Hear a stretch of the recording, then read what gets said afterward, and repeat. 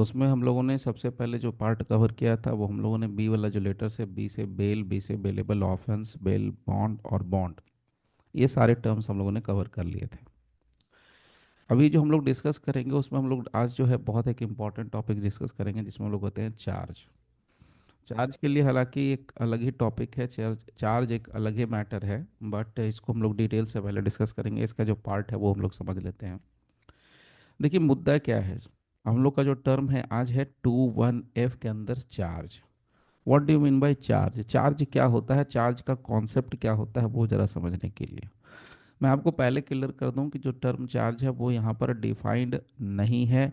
Charge शब्द का यहाँ पर मतलब नहीं, एग्जैक्टली नहीं दिया हुआ है कि चार्ज क्या होता है। सो चार्ज बेसिकली इनके डेफिनेशन के अकॉर्डिंग ये कहता है कि भाई includes any head of charge when the charge contains more heads than one. अब अगर आप इसको 10 बार भी पढ़ेंगे तो आपको यहाँ से डेफिनेशन नहीं मिलने वाला। मैं फिर से एक बार क्लियर कर दे रहा हूँ। Charge includes any head of charge मतलब क्या है? आप सीधे सीधे डेफिनेशन जानना चाहते हो कि चार्ज का मतलब क्या होता है, चार्ज की परिभाषा क्या है, तो चार्ज की परिभाषा इन्होंने दी ही नहीं है। चार्ज को इन्होंने डिफाइन किया ही नहीं। ये तो कह रहे हैं कि चार्ज अगर जो हम शब्द लिखते हैं, मैं फिर से रिपीट कर दे रहा हूँ, चार्ज जो हम शब्द लिखते हैं, इस चार्ज के अंदर हम एनी हेड ऑफ चार्ज मतलब एक हेड हो, दो हेड हो, तीन हेड हो, चार हेड हो, पांच हेड हो, 10 हेड भी हो सकता है या मोर देन वन हेड होगा, वो सब चार्ज वर्ड के अंदर ही कवर हो जाएगा।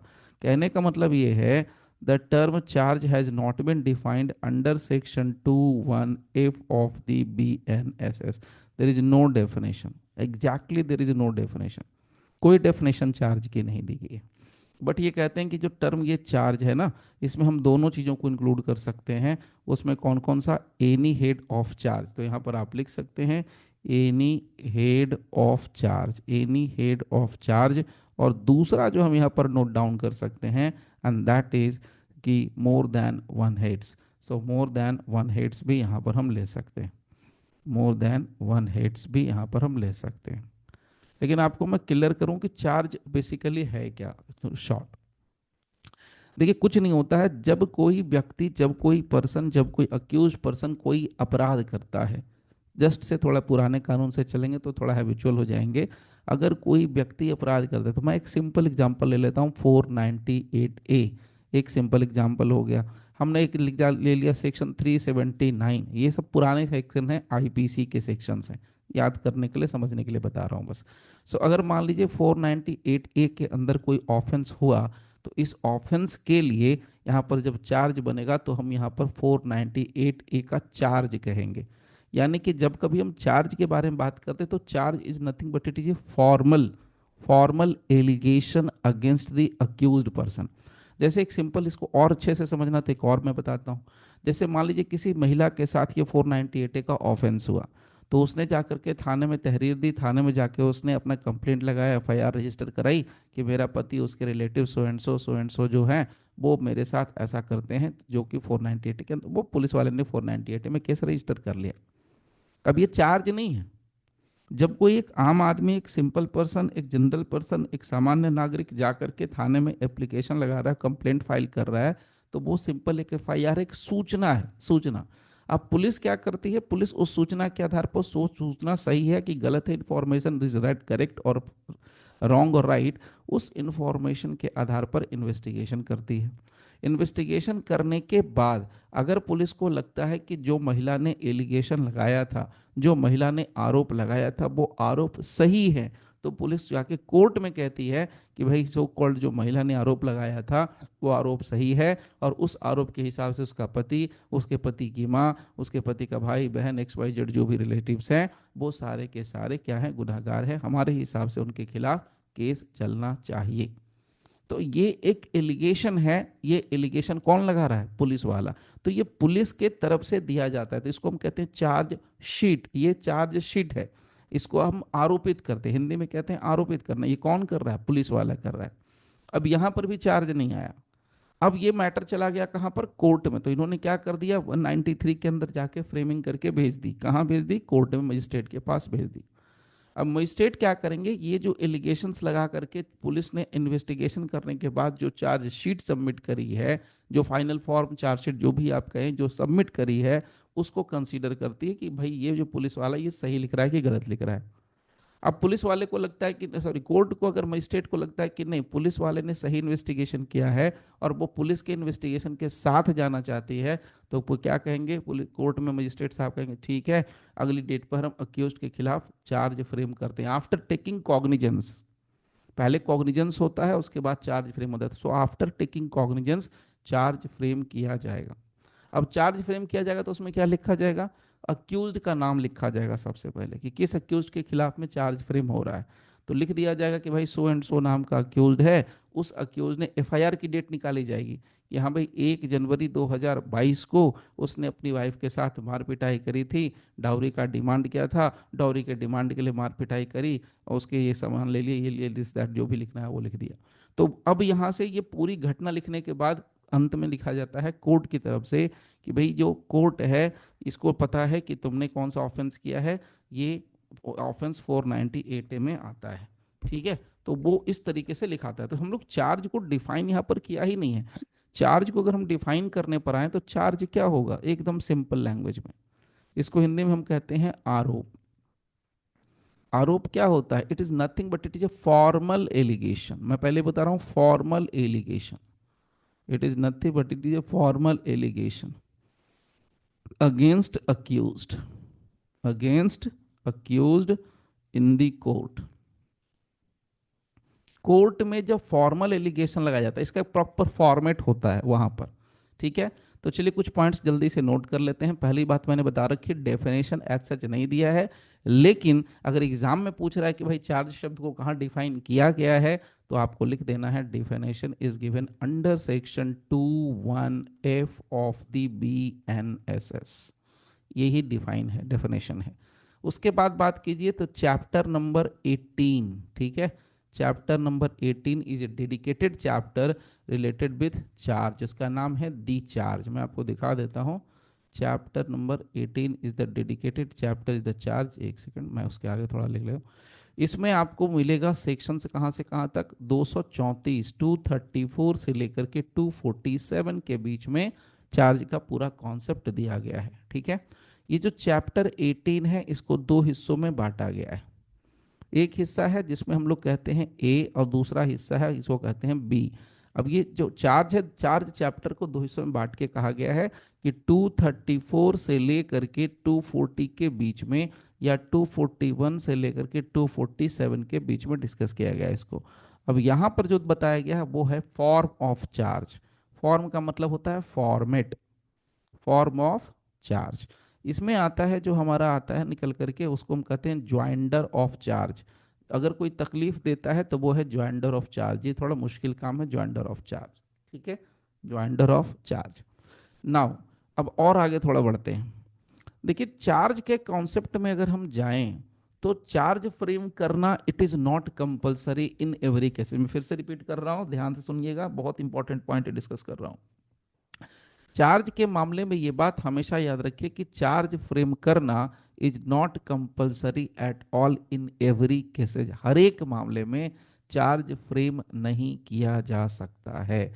तो चार्ज किन मामलों में एकदम 101% फ्रेम किया जाएगा, तो चार्ज फ्रेम किया जाता है समन्स केस में, और कौन से केस में नहीं, चम्मन्स केस में फ्रेम नहीं किया जाता है, यही याद रखना है। चार्ज किन किन मामलों में फ्रेम किया जाता है, दो मामलों में फ्रेम किया जाता है। एक होता है जिसको कहते हैं वारंट केस, और दूसरा होता है जिसको हम कहते हैं summons case. No, not in summons case, sessions case.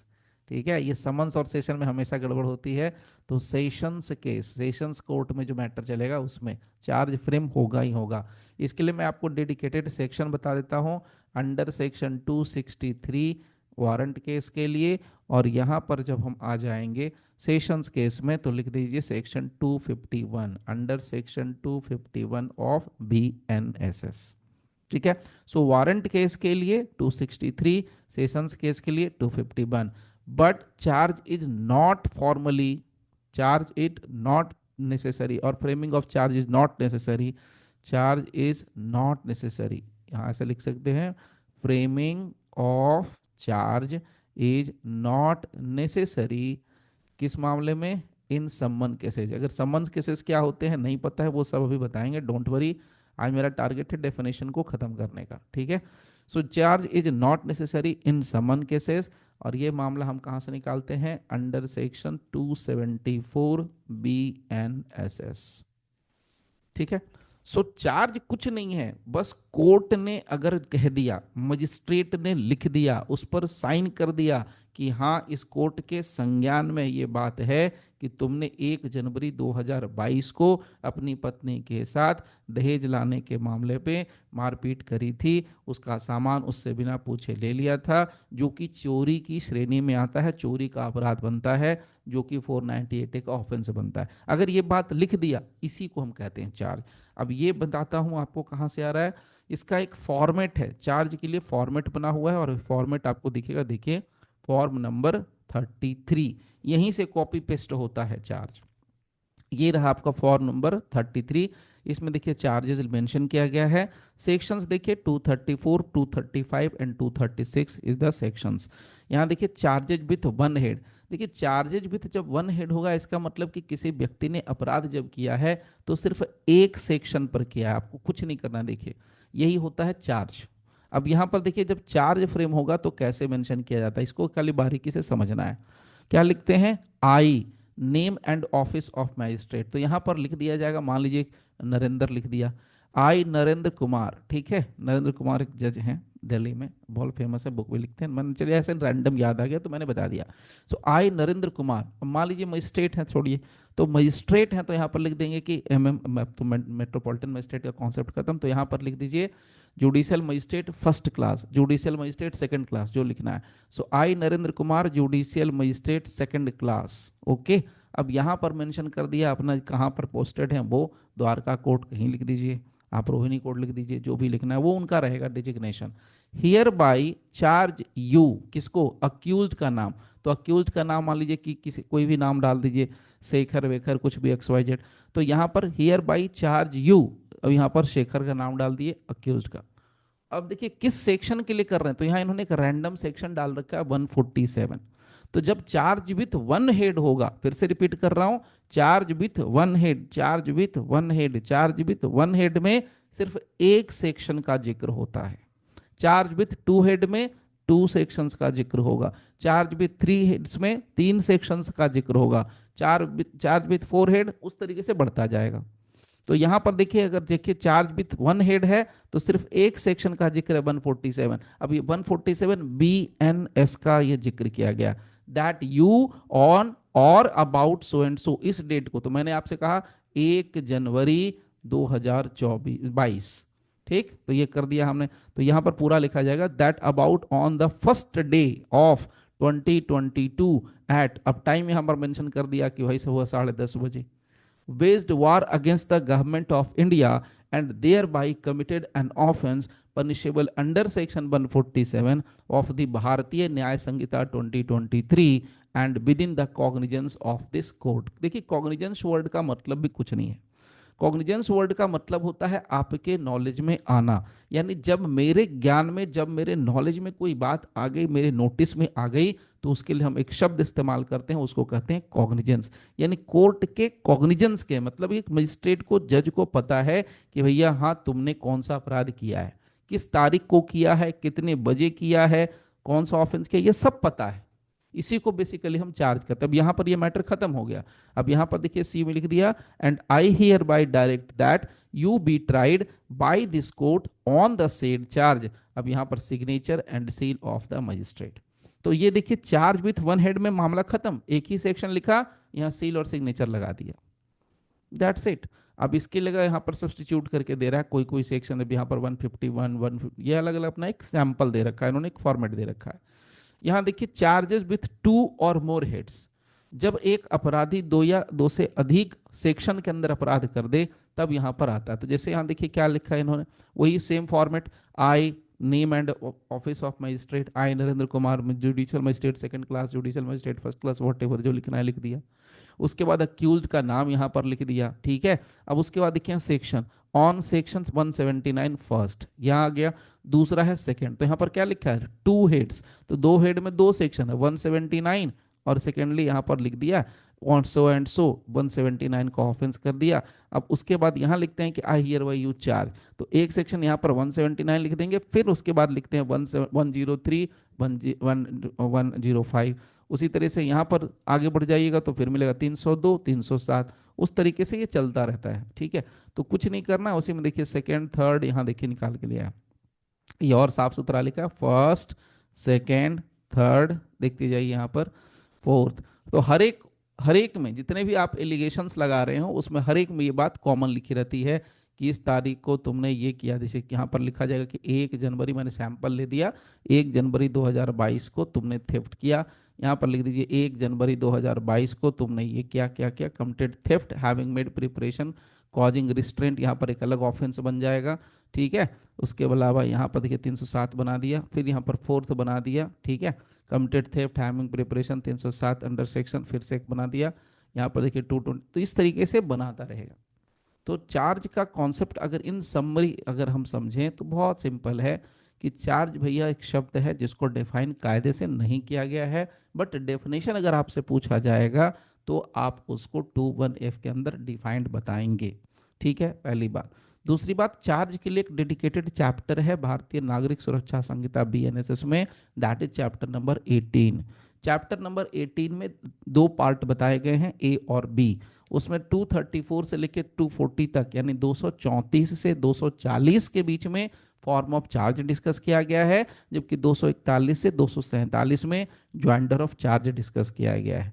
Okay, charge हर एक मामले में बनाना, फ्रेमिंग ऑफ चार्ज करना ये कंपलसरी नहीं है। समन्स केस में ये कंपलसरी नहीं होता है, समन्स केस के मामले में नेसेसरी नहीं होता है। ये बात मैं कहाँ से कह रहा हूँ, 274 BNSS। लेकिन हाँ, वारंट केसेस के मामले में और सेशंस केस के मामले में चार्ज फ्रेम करना एकदम कंपलसरी होता है। और ये बात मैं कहाँ से कह रहा हूँ, 263 एंड 251। सेशन केस का मामला है तो पहले आएगा 251 और उसके बाद आता है वारंट केस में 263। ओके, तो यहाँ पर हमारा जो चार्ज का जो टॉपिक है वो हमने यहाँ पर कर लिया कवर, ठीक है। इसको यहाँ पर करते हैं फिलहाल स्टॉप।